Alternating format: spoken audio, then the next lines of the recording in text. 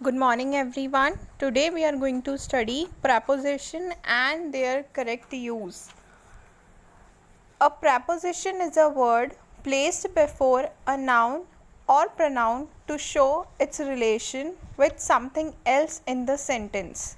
preposition क्या होते हैं? वो words होते हैं जो noun और pronouns के आगे हम इसको लगाते हैं ताकि sentence के बाकी words के साथ हम उनका relationship show कर सकें. Preposition are usually placed before their objects. Preposition को हम object से पहले लगाते हैं. For example, the apple is in a basket. यहाँ पे in preposition a basket से पहले use हुआ है. That means कि हमने यहाँ preposition को object से पहले लगाया है. The term preposition means a word that is positioned before. preposition का क्या मीनिंग होता है? वो वर्ड जिसे पहले लगाया गया हो. And in some cases such as phrasal verb, preposition can be placed after the word. जैसे हम phrasal verb का यूज़ करते हैं तब हम preposition को word के बाद लगा सकते हैं.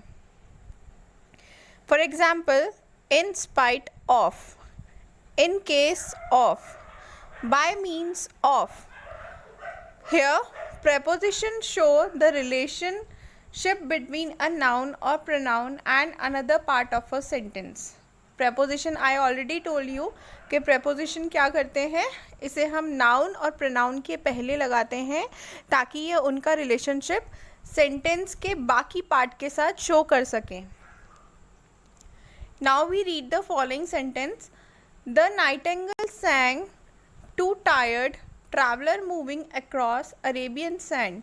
The cuckoo bird usually sing in spring, but the song of the solitary reaper was more captivating than these. The word to, यहाँ पे preposition कौन कौन से हैं? To, across, in, ये relationship बता रहे हैं कौन से nouns के साथ? Tired, traveler, Arabian sand, spring and the solitary reaper. Types of preposition. Now we divide the preposition. First है हमारा place and position के according हमें preposition को पढ़ना है. So preposition of place and position often include the position of something with respect to something else or gives us information about the place where it is kept or lies. जो preposition place and position की जगह पे use होते हैं वो कौन से होते हैं? That means कि वो आपको relationship बता रहे हैं, एक information दे रहे हैं उस place के बारे में. That means उन्हें कहाँ रखा गया है, किस जगह पर है. Now we read the following sentence. The playground is beside the school lawn. यहाँ पे beside preposition का यूज़ हुआ है तो प्लेग्राउंड का रिलेशनशिप बताया है स्कूल लॉन के साथ. तो प्लेग्राउंड कहाँ पर है? स्कूल लॉन के पीछे. The school is on Nehru road. School कहाँ पर है? नेहरू रोड पे. तो यहाँ पे स्कूल और नेहरू रोड का रिलेशनशिप बता रहा है क्या? preposition on. In the above sentence, in, beside and on are prepositions as I already told you.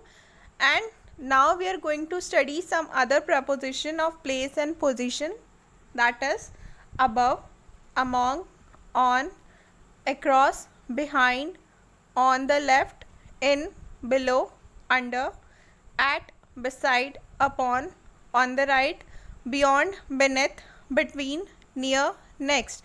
ये सारे preposition position and place के लिए हम यूज़ करते हैं. Now we take some example. The building is visible across the road. It implies that from one side of the road to the other side of the road, the building is visible and indicates location. यहाँ पे across preposition का use हुआ है जो क्या बता रहा है कि दूसरे साइड से वो जो बिल्डिंग है वो दिखाई देती है. ओके, विजिबल है और उसकी लोकेशन के बारे में बताया हुआ है. Next example is the boy are standing behind the teacher. यहाँ पे बिहाइंड प्रपोजिशन है और वो क्या इंडिकेट कर रहा है, अ पोजीशन, एक पोजीशन बता रहा है दैट इज पार्शियली और fully covered by something in front, जिसे फ्रंट में कवर कर रखा है, यानी कि the boys are standing behind the teacher, यानी कि बॉयज़ टीचर के पीछे हैं। तो यहाँ पे जो बिहाइंड प्रपोजिशन है वो हमें लोकेशन बता रहा है बॉयज़ की। Next example is the window is beside the door. यहाँ पे जो प्रपोजिशन बिसाइड यूज़ हुआ है वो क्या इंडिकेट कर रहा है कि डोर और विंडो, या फिर हम बोल सकते हैं कि विंडो डोर के पास में है या उसके साइड में है। Next example is the village is beyond the हिल। यहाँ पे बियॉन्ड जो प्रपोजिशन है वो क्या इंडिकेट कर रहा है कि वो हिल के पीछे है, क्या, village. Next example is his school is by the lake. यहाँ पे बाय इंडिकेट कर रहा है लेक के पास में स्कूल है। Next example is the income tax office is near the Shoprix mall. यहाँ पे नियर क्या इंडिकेट कर रहा है कि शॉप्रिक्स मॉल के पास में क्या है, इनकम टैक्स ऑफिस है। Next example is the mobile is on the table.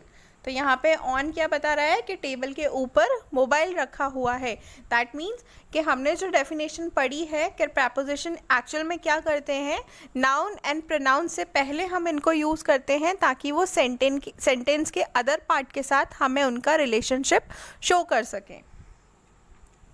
Similarly on the right indicate position on the right side. अगर हम प्रपोजिशन ऑन द राइट का यूज़ करते हैं तो दैट मीन्स कि कोई चीज़ राइट साइड में है, and on the left indicates position on the left of something. और अगर हम ऑन द लेफ्ट का यूज़ करते हैं दैट मीन्स कि कोई चीज़ लेफ्ट में है। Now we learn correct use of some preposition of place. First is among and between. सबसे पहले हम कौन से प्रपोजिशन का करेक्ट यूज़ देखेंगे, अमॉन्ग का और बिटवीन का।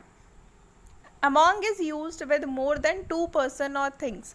अमॉन्ग का यूज़ कब करते हैं हम, जब दो या दो से ज़्यादा पर्सन हो या चीज़ें हों। और बिटवीन का यूज़ कब करते हैं हम, जब 2 पर्सन या कोई चीज़ हो, 2 चीज़ हो, ठीक है। जब 2 या 2 से ज़्यादा चीज़ें हों तो हम अमॉन्ग का यूज़ कर सकते हैं। जब ओनली 2 थिंग्स और 2 पर्सन आर देयर तो हम बिटवीन का यूज़ करेंगे। For example the purse is kept among the bags.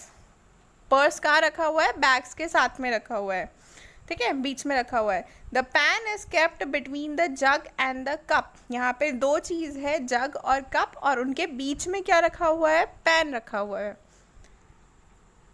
Next preposition are on and upon. Upon is used with things in motion, whereas both on and upon can be used while indicating things at rest. Upon का use कब करते हैं हम, जब कोई चीज़ move कर रही हो, जब कोई चीज़ मोशन में हो। और ऑन एंड अपॉन दोनों का यूज़ हम कर सकते हैं जब कोई चीज़ रेस्ट में हो। For example her shoes are on the floor. वो शूज़ का, उसके शूज़ कहाँ रखे हुए हैं, फ्लोर पे रखे हुए हैं। The framed photograph is on the table. यहाँ पे फोटोग्राफ, फ्रेम्ड फोटोग्राफ कहाँ पर है, टेबल पर है। The dog jumped upon the chair. यहाँ पे डॉग मूव कर रहा है, जंप कर रहा है, इसलिए हमने अपॉन प्रपोजिशन का यूज़ किया है। Next prepositions are in and at. In is used to indicate a large area, region, and used while speaking of bigger town, nation and states. इनका यूज़ हम कब करते हैं, जब हम किसी लार्ज एरिया को इंडिकेट कर रहे हों, रीजन को इंडिकेट कर रहे हों, या फिर हम किसी बिगर, बहुत बड़े टाउन के बारे में या नेशन के बारे में या स्टेट के बारे में बात कर रहे हों। बट एट का यूज़ हम कब करते हैं, जब हम एक पर्टिकुलर स्पेसिफिक पॉइंट के बारे में बात कर रहे हों। For example eight Lajpat Nagar इन दिल्ली। यहाँ पे हम एक स्पेसिफिक प्लेस के बारे में बात कर रहे हैं तो हमने एट प्रपोजिशन का यूज़ किया है। At Mathura in UP, at the end, at the corner, in the middle, in a godown, in a shop. जहाँ पे कोई पर्टिकुलर जगह फिक्स नहीं होती वहाँ पे हम इनका यूज़ करते हैं, और हम जब एक स्पेसिफिक पॉइंट के बारे में बात कर रहे होते हैं तो हम एट का यूज़ करते हैं। In also convey the idea of something contained. इनका यूज़ हम कब करते हैं, जब कुछ चीज़ के बारे में बात कर रहे हो. At convey the idea of general neighbouring areas. At का यूज़ कब करते हैं, जब हम नेबरिंग एरियाज के बारे में बात करते हैं. For example, the pens are in the drawer. Pen कहाँ रखे हुए हैं, ड्रॉर के अंदर रखे हुए हैं. I will see you at the prime mall. मैं तुम्हें कहाँ मिलूँगा, प्राइम मॉल में. ठीक है, तो यहाँ पे स्पेसिफिक जगह की बात है, तो यहाँ पे प्राइम मॉल की जगह पे एट का यूज़ हुआ है. Our next prepositions are over and above. Over and above, then something, either of them. For example, the eagle flew over the tree.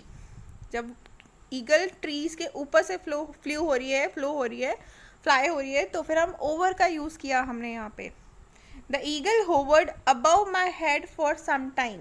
और ईगल मेरे हेड के ऊपर थी कुछ देर के लिए, तो हमने किसका यूज़ किया, अबव का. जब कोई चीज़ थोड़ी देर के लिए रुक जाती है तो हम अबव का यूज़ करते हैं. जब कोई चीज़ मूव कर जाती है बिना रुके तो हम ओवर का यूज़ करते हैं. Over can also be use to indicate covering or vertically above. किसी चीज़ को कवर कर रहा है कोई, या उसके जस्ट ऊपर है, तो हम ओवर का यूज़ करते हैं. For example, the fan is over her head. बिल्कुल ऊपर, हेड के ऊपर फैन है, तो हमने यहाँ ओवर का यूज़ किया है. The fruit vendor spread a plastic sheet over his trolley when it started raining. जब बारिश होने लगी तो फ्रूट वेंडर ने क्या किया, एक प्लास्टिक शीट को ट्रॉली के ऊपर लगा दिया. Next prepositions are under and below. Both under and below are used to indicate lower than something. We can use either of them. दोनों का यूज़ सेम चीज़ के लिए होता है. जब कोई किसी चीज़ के नीचे हो तब हम अंडर और बिलो का यूज़ करते हैं. किसी भी एक का यूज़ कर सकते हैं, दोनों का मीनिंग सेम होता है. Below is also use to suggest being lower in measurement. जब हम किसी चीज़ को कम आंकते हैं तब भी हम बिलो का यूज़ करते हैं. For example, the humidity was below average yesterday. Average से कम थी कल ह्यूमिडिटी. ओके, तो यहाँ पे हमने बिलो का यूज़ किया है. Under also indicate vertically below, सीधे नीचे. ठीक है, तब हम अंडर का यूज़ करते हैं. It also suggest idea of contact. जब कोई चीज़ कॉन्टैक्ट में होती है तब भी हम अंडर का यूज़ करते हैं. The villagers slept of under a tree. पेड़ के नीचे विलेजर्स सो गया था. यहाँ पे हमने अंडर का यूज़ किया है. The villagers. इसके बाद नेक्स्ट एग्जाम्पल है, she kept the receipt under the table cloth. यहाँ पे जस्ट कॉन्टैक्ट में है टेबल क्लॉथ के साथ रेसिप्ट, तो उसने टेबल क्लॉथ के नीचे रेसिप्ट को रखा और वो भूल गई. ठीक है, तो यहाँ पे भी हमने अंडर का यूज़ किया है. नेक्स्ट हम बात करेंगे प्रपोजिशन ऑफ टाइम की. अभी तक हम प्लेस और पोजीशन की बात कर रहे थे, अब हम बात करेंगे preposition of time. Are use to indicate time. जब हम किसी पर्टिकुलर ड्यूरेशन की बात करते हैं, जब कोई चीज़ किसी टाइम पे हो रही होती है, ओके, तब हम प्रपोजिशन ऑफ टाइम के यूज़ करते हैं.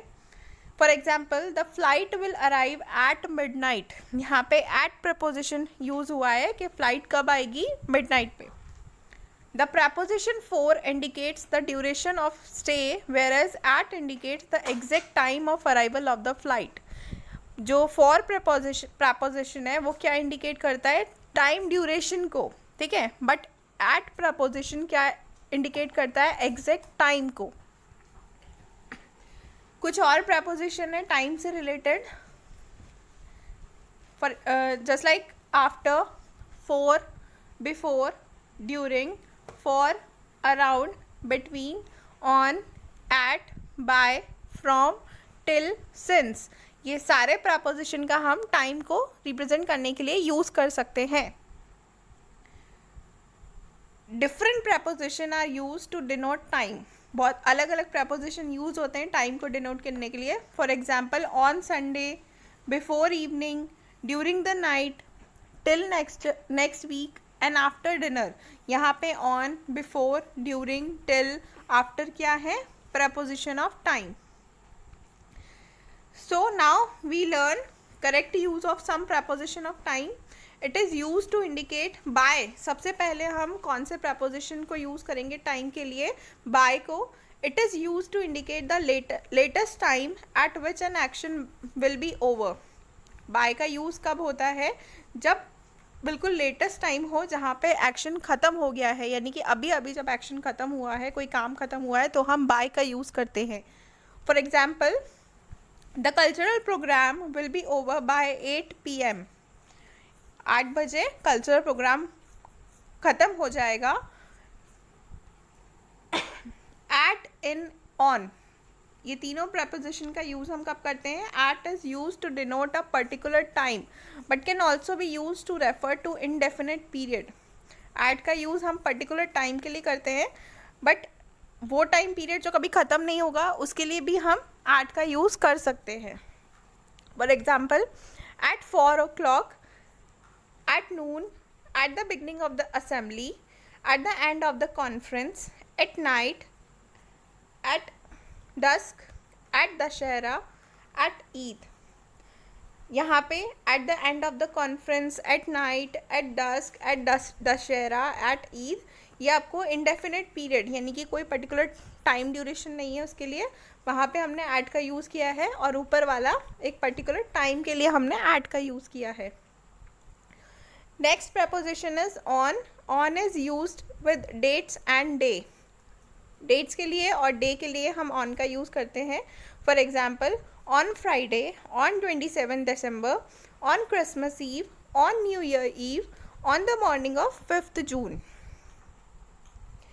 इन is used with part of the day, month, year and season. In का यूज़ हम कब करते हैं, जब हम डे के कोई पर्टिकुलर पार्ट की बात करें, जैसे मॉर्निंग, आफ्टरनून, इवनिंग, या फिर मंथ की बात करें, या फिर हम ईयर की बात करें या सीज़न की बात करें, तो हम इनका यूज़ करते हैं. For example, in the afternoon, in the evening, in winter, in autumn, in 2011. In is also used to indicate the period in which an action will take place in future. इनका use हम कब करते हैं, जब हम बात कर रहे हो उस पर्टिकुलर एक्शन की जो फ्यूचर में होगा. For example, in a week, in a month, in a few hour. We have to be careful while using in and within. हमें इन और विद इन के अंदर कंफ्यूज नहीं होना है. The preposition in indicates at the end of, और within indicates before the end of. जब हम बिल्कुल एंड की बात करें तो हम इन का यूज़ करते हैं. जब हम एंड से जस्ट पहले वाली बात करें तो हम विद इन का यूज़ करते हैं. He will reach Mount Everest in a week. एक हफ्ते के अंदर, जब वीक ओवर होगा, ठीक है, तब वो माउंट एवरेस्ट पहुंच जाएगा. He will complete his project within a week. एक हफ्ते में वो अपना प्रोजेक्ट कंप्लीट कर लेगा. So now you get it. In और विद इन का यूज़ कब करते हैं, जब हम टाइम से पहले की बात करें कि विद इन अ वीक वो अपना प्रोजेक्ट कंप्लीट कर लेगा, तब हम विद इन का यूज़ कर रहे हैं. और जब हम बिल्कुल एंड की बात करें तब हम इन का यूज़ कर रहे हैं. Next prepositions are for and since.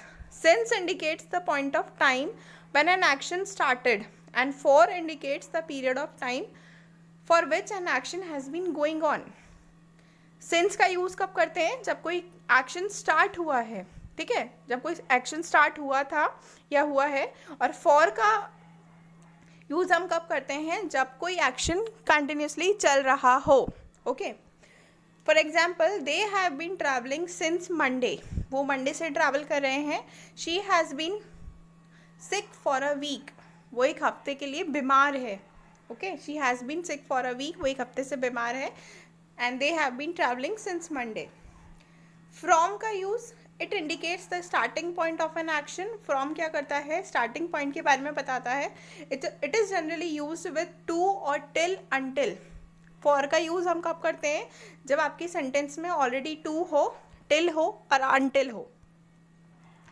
For example, from का यूज़ यहाँ पे दिखा रखा है. The exhibition will be held from 5 November to 10 November 2020. हम यहाँ पे लगा लेते हैं कि एग्जीबिशन कब तक चलेगा, 5 November से 10 November 2020 तक. Next example is he was the secretary of the club from 2001 till 2011. 2001 से 11 तक वो सेक्रेटरी थे उस क्लब के. Next is preposition of direction. Preposition of direction denotes the direction or movement of person or things with respect to something else. जो preposition of direction है वो क्या आपको indicate करता है, किसी भी person का movement या thing का movement किसी और चीज़ के respect में. ठीक है. For example, he jogged around the pond 5 times.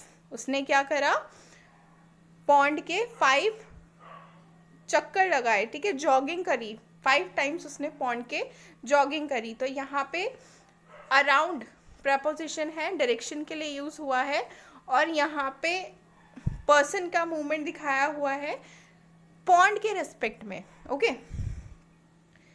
Next example है he swam across the British Channel. यहाँ पे अक्रॉस का यूज़ हुआ है, वो स्विमिंग कर रहा था कहाँ पे, ब्रिटिश चैनल के आसपास. Next is preposition of direction.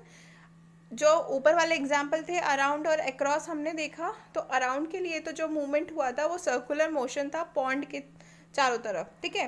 और अक्रॉस का जो हमने यूज़ किया था वो एक साइड से दूसरी साइड तक, यानी कि ब्रिटिश चैनल के लिए अक्रॉस का यूज़ हुआ था उस पर्सन के साथ. Next here are some example of preposition of direction. हम और कुछ एग्जाम्पल देखेंगे प्रपोजिशन ऑफ डायरेक्शन के. The train came out of the tunnel. She went toward the toy shop. यहाँ पे डायरेक्शन के लिए out का यूज़ हुआ है, toward का यूज़ हुआ है.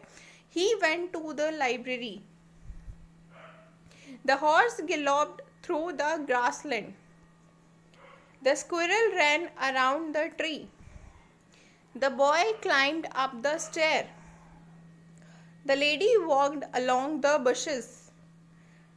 यहाँ पे हमने टू का यूज़ किया, टूवर्ड का यूज़ किया, इन, एट, फॉर, अगेंस्ट. कुछ और प्रपोजिशन के बारे में बात करें हम. टू का यूज़ कैसे करेंगे, टूवर्ड का कैसे करेंगे, इनटू का कैसे करेंगे, एट, फॉर, अगेंस्ट का कैसे करेंगे. Toward show direction and to indicate the sense of direction. Toward तो आपको डायरेक्शन बताता है, और टू क्या बताता है कि हाँ बिल्कुल डायरेक्शन उस पर्टिकुलर डायरेक्शन में ही जाना है. दैट मीन्स कि एक तरीके से आपको एज्यूम करना है टू के लिए डायरेक्शन में.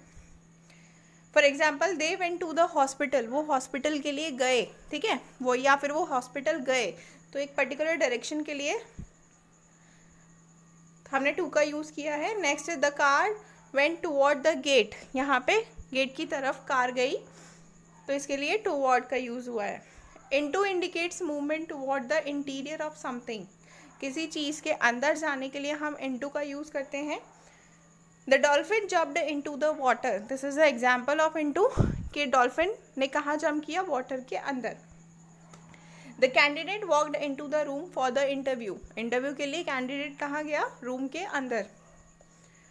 For suggest the beginning of a movement. For का यूज़ हम कब करते हैं, जब कोई मूवमेंट स्टार्ट हो रहा हो. Father left office for just now. Father office के लिए अभी अभी निकले हैं.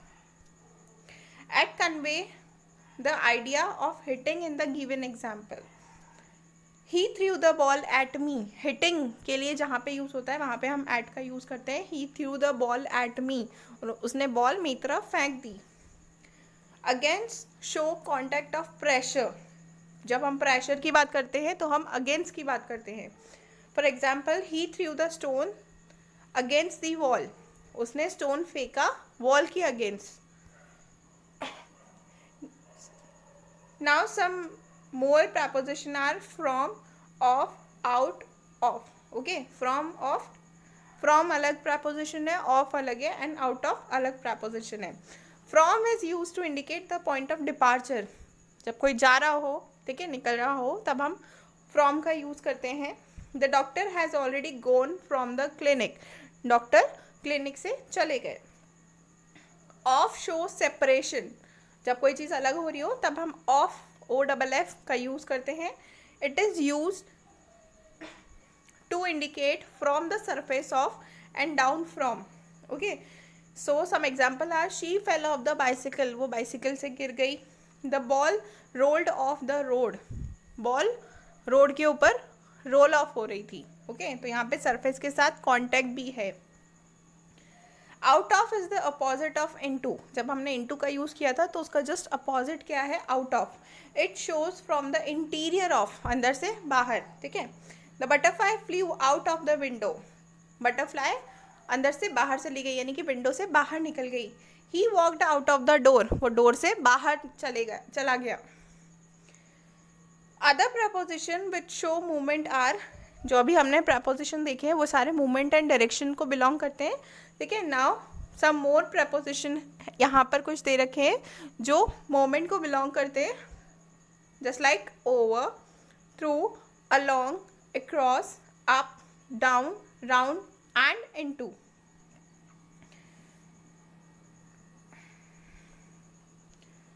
Now we learn to correct use of some important preposition like with and by. With and by का use हमें सीखना है। With relates to the particular object with which the action is done.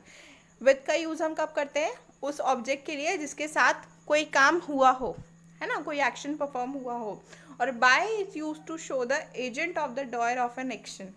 Bye यानी कि जिसने वो action किया है, परफॉर्म कोई काम किया है, तब हम बाय का यूज़ करते हैं। For example, the thief was hit by the policeman a stick. Policeman ने एक स्टिक फेंकी थी जो थीफ को जाके लग गई। किसने फेंकी थी वो स्टिक? पुलिसमैन ने। The tree was pruned by the gardener a pruner. Okay, तो यहाँ पे बाय का यूज़ हुआ है किस चीज़ के लिए? जिसने काम किया है, कोई वर्क किया है। Now we learn about beside and besides. Beside mean by the side of and besides means in addition to. For example, the chair was beside the table. Side में चेयर है टेबल के, तो यहाँ हमने beside का use किया है। She ate yogurt besides the chocolate cake. Chocolate cake के साथ उसने योगर्ट भी खाया, ठीक है। तो यहाँ पे एडिशन, जब हम एडिशन की बात करते हैं तब हम बिसाइड्स का यूज़ करते हैं। ओके, और हमने पहले पढ़ा कि कोई चीज़ पास में रखी हो तो उसके लिए हम बिसाइड का यूज़ करते हैं। Next is after and in. After is use to refer to some period of time in the past and in is use to indicate some period of time in future. In का use हम कब करते हैं? जब हम future की बात कर रहे हो, और आफ्टर का यूज़ हम कब करते हैं? जब हम पास्ट के बारे में बात कर रहे हो। For example, he will reach there after 2 hour. 2 घंटे बाद वो वहाँ पहुँच जाएगा। And she will return to the office in an hour. Future की बात कर रहे हैं कि वो ऑफिस से वापस आ जाएगी 1 घंटे के अंदर, ठीक है। तो यहाँ पे फ्यूचर के लिए इन का यूज़ हुआ है, एंड जब पास्ट की बात हुई तो वो आफ्टर का यूज़ हुआ है। Next is on time and in time. On time indicates at the arrange time, neither before nor after the fix time. एकदम फिक्स टाइम की जब आप बात करते हैं, जो अरेंज टाइम होता है जब उसकी आप बात करते हैं, तो अब आप ऑन टाइम का यूज़ करते हैं, ना तो पहले और ना ही बाद में, ठीक है। और इन टाइम का यूज़ आप कब करते हैं? Shows not let and within a comfortable span of time. I reach the airport on time. बिल्कुल टाइम पे मैं एयरपोर्ट पहुंच गया था या पहुंच गई थी। He reach the auditorium in time for the inaugural speech. Time में ही, पर्टिकुलर टाइम में ही वो ऑडिटोरियम पहुंच गई थी फॉर हर इनॉग्रल स्पीच, अपनी स्पीच देने के लिए। ओके, तो एक पर्टिकुलर टाइम के अंदर की जब हम बात कर रहे होते हैं तब हम इन टाइम का यूज़ करते हैं, और जब हम फिक्स टाइम के बारे में बात कर रहे होते हैं तब हम ऑन टाइम का यूज़ करते हैं।